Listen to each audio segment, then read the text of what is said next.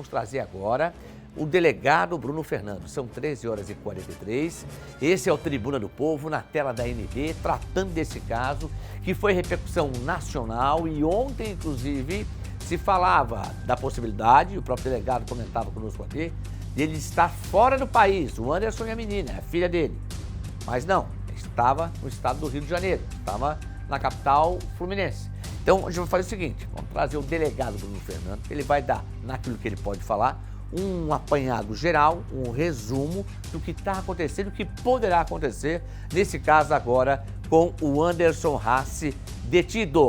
Acompanhe aqui, aliás, esta reportagem, essa entrevista, foi feita pelo Rodrigo Vieira na manhã de hoje. E agora você acompanha. Delegado, como é que funciona a partir de agora com o Anderson preso lá no Rio de Janeiro, a Bianca, entregue aí às autoridades também, a mãe está lá, no Rio de Janeiro, a mãe e o padrasto, o marido da mãe da Bianca. Então, como é que funciona o trabalho da Polícia Civil de Blumenau a partir de agora? Olá, isso mesmo. A família está lá nesse momento, eles estão se dirigindo até o abrigo para fazer a retirada da criança, da Bianca.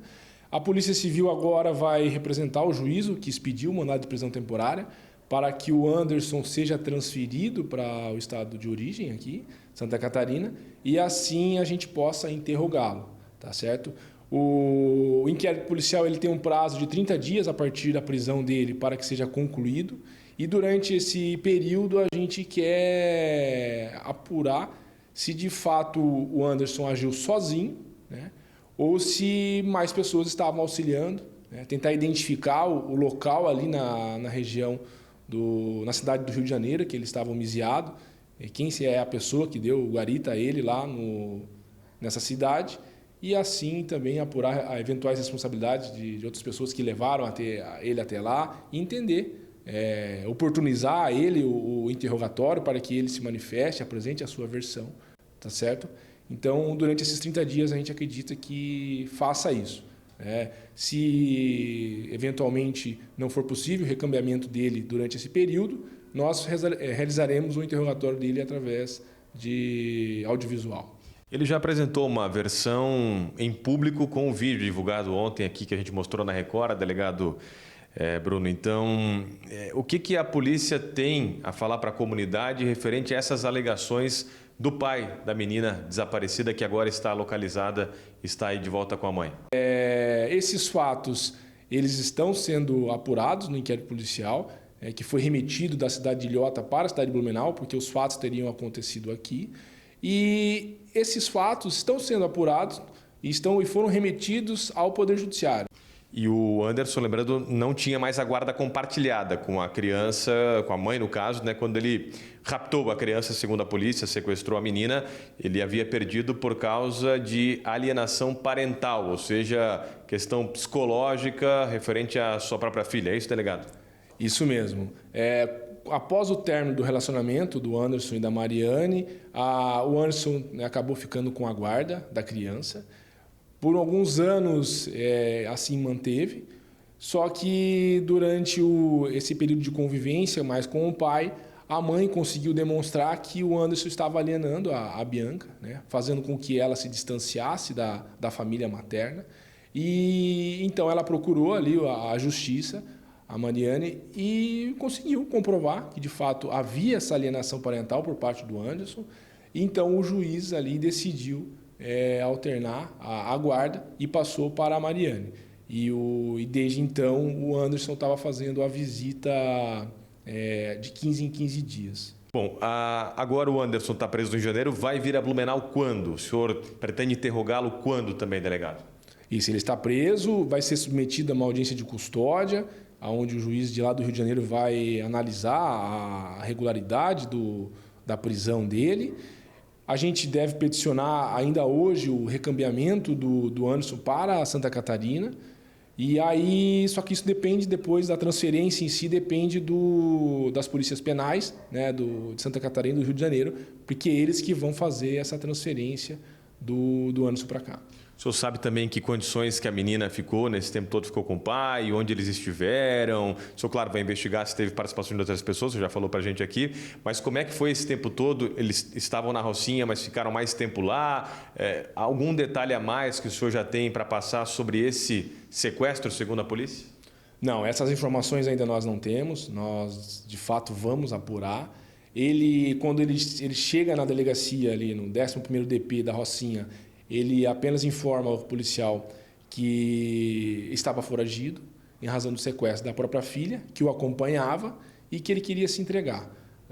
Então, aonde ele estava, as condições, como é que estava vivendo, isso ainda nós vamos apurar no decorrer do inquérito. E o fato da menina visivelmente estar bem, delegado, inclusive abraçada com o próprio pai, né? Do lado, enfim, na gravação do vídeo que a gente recebeu, isso conta para o pai? Muita gente está defendendo, a opinião pública defendendo também o pai, que desesperado raptou, sequestrou, né, tirou a filha da própria mãe. Que avaliação desse cenário que o senhor faz, favorável ou negativo para o pai? Não, nada muda. É até esperado que a menina haja dessa maneira, até porque está desde o dia 1º de março na companhia do pai. O pai, conforme eu já mencionei, já vem praticando esses atos de alienação, né, com a menina. Então, aquela imagem ali era mais do que esperado por nós, né?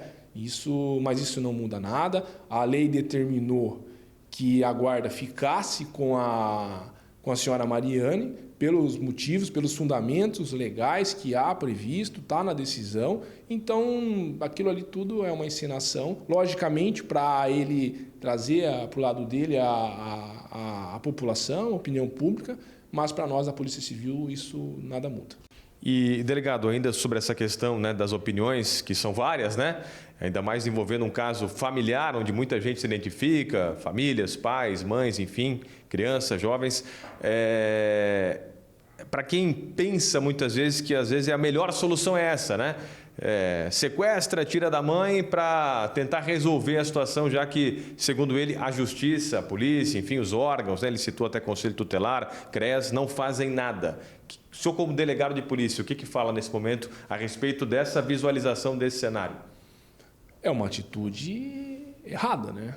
Percebe-se aí o resultado. O Anderson preso, a filha, logicamente, ficou muito abalada, né? Causou essa comoção toda, os reflexos, né, para a vida toda da criança. E ali que ele, como eu disse, ali o que ele fala é mentira. Entendeu? Muito pelo contrário, o Conselho Tutelar de Blumenau, o CREAS, são todos, né, juntamente com a Polícia Civil, são entidades que prestam o maior apoio e de forma séria, né, até em razão da demanda que há aqui. Então, agora, o pessoal tem que aguardar, né, o trâmite normal e confiar na Justiça. Delegado, para finalizar a nossa conversa aqui, agradecendo o senhor pela participação com a gente, o que pode acontecer com o Anderson agora? Quais são as consequências disso? A pena dele pode chegar a quanto tempo, pelo que o senhor já enquadrou nesse inquérito que está em andamento aí, com a prisão temporária? Pode ser também alternada e para a preventiva?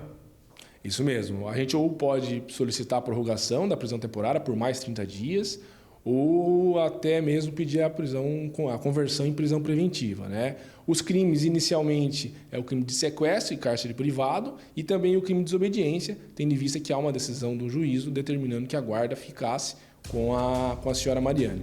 Só que nós, né, iremos avaliar todo o cenário que a criança foi submetida e analisar se de fato são apenas esses dois crimes ou se ele praticou qualquer outro crime contra a criança. Bom, está aqui a situação exposta. O delegado falou por mais de 8 minutos aqui, perguntado e indagado pelo Rodrigo Vieira em várias situações que possam, evidentemente, esclarecer um pouco mais o trabalho que está sendo desenvolvido, desencadeado pela polícia desde 15 dias passados.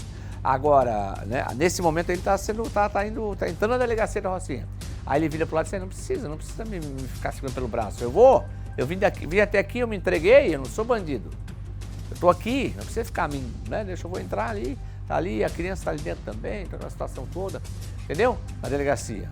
O fato é que a criança, o pai passou a noite na cadeia, porque tem uma prisão contra ele, e a filha passou longe do pai. em um lugar totalmente estranho, claro que sob os cuidados das autoridades do Rio de Janeiro, mas não é fácil. E aí eu fico refletindo, rápido sequestro. Não, mas espera aí, o pai não pediu dinheiro para devolver a filha, mas ele estava pedindo algo, que era a guarda da filha. Então daí dá para se entender que pode ser sequestro sim, claro. Porque o que ele sequestrou, ele raptou, ele levou a menina só para, né, para ficar longe e tal, que não sei o quê. Não, porque ele estava brigando pela guarda da criança. Porque ele está brigando. E agora, meu amigo, minha amiga, eu daqui a pouco converso sobre esse assunto aqui no programa com a presidente da Comissão de Direito de Família da OAB Blumenau, Denise Krug Demer. Agora a situação do Anderson Haas ficou mais grave ainda. Se ele já não tinha a guarda, na verdade ele tinha a guarda compartilhada, mas não, então era compartilhado, não era só dele. Se ele já estava numa situação dessa, dentro da lei, lutando para ter a guarda só para ele e da menina, agora, mais do que nunca, a situação se complica. Agora mesmo que ele não vai ter nem a guarda compartilhada. Pelo menos é o que eu entendo, que ele violou toda a lei que preconiza essa situação e toda a determinação dada pelo Poder Judiciário. Ele violou tudo. Ele quis fazer justiça com as próprias mãos. Mas de burro ele não tem nada, vamos lá, né? Vamos ser de santo, de anjinho, não. Ele sabia que ele ia provocar uma situação dessa, então se ele queria provocar o debate, a pressão na justiça, na lei, que a lei possa acontecer, que poderia ser para ele sabia que tudo isso era uma consequência. Tudo que ele fez aí, ele sabia que ele teria que pagar pelo erro que ele cometeu. Infelizmente, você tem uma criança no meio dessa história toda, com a formação de um caráter, uma criança que ficou longe da escola, uma criança que está, neste momento, ainda não está com a mãe e nem com o pai. Uma criança que está no meio desse imbróglio todo, dessa situação toda, e de popular mesmo para falar, desse rolo todo. Uma criança, ela está em formação ainda do seu caráter, da sua personalidade. Então nós temos que agora, com calma, o Anderson sabia tudo que poderia acontecer com ele. Com ele. Se estava ruim, complicou mais ainda. Não dá para fazer justiça com as próprias mãos. Eu daqui a pouco converso sobre esse assunto. Você vai entender. Esse tipo de situação não pode ser seguida como exemplo. Não serve como exemplo para outros pais, para outras mães. Eu vou fazer isso também. Não faça. Você vai entender o porquê daqui a pouco. A gente já está começando a entender, né? Esses casos, infelizmente, acontecem muito aqui em Blumenau, hein? Muito. Mas não da quantidade de dias como ficou o caso do Anderson, que levou a filha para a comunidade da Rocinha. Vocês sabem como é que são as comunidades do Rio de Janeiro. Não é qualquer um que entra, não. Tem gente que comanda lá. Tem gente que comanda. Você sabe, tem gente do bem, mas tem gente do mal que está lá, controlando para ver quem acessa, quem pode, com autorização de quem, que vai acessar uma comunidade dessa. Eu estive no Rio de Janeiro recentemente no Carnaval, gente. Um perigo danado. Um perigo danado. Infelizmente, o Rio de Janeiro é o estado, a capital do Rio de Janeiro, é a mais insegura capital, grande cidade do Brasil, e eu não tenho medo de falar isso, mais do que São Paulo, ou tá pau a pau. É um perigo,